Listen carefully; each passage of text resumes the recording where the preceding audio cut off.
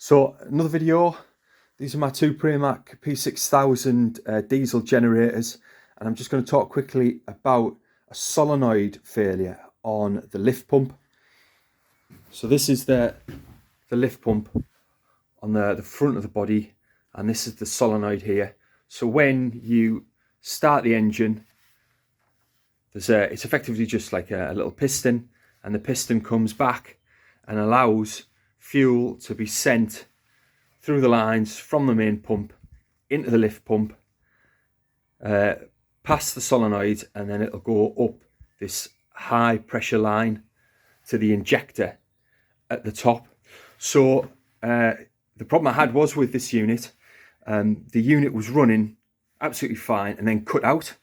So what I did was I started from the top, and I disconnected the high pressure fuel line, and I tried turning over the unit. Obviously the pump's working fine, so she's sending fuel, but unbeknown to me at the time, fuel couldn't pass the solenoid and then get into the lift pump and come round the high pressure line. So that's what I checked first. I took that off the top of the high pressure line, and I didn't get any fuel.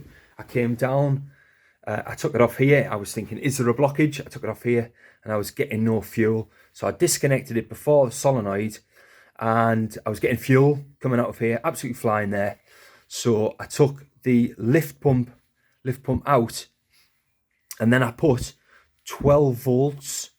So if you disconnect, and I put 12 volts onto the solenoid, and it wasn't retracting. It wasn't retracting at all. This is the old solenoid, and what I had to do to get this running again was effectively to cut the top of the piston off, so fuel could continually bypass the solenoid and then enter the engine.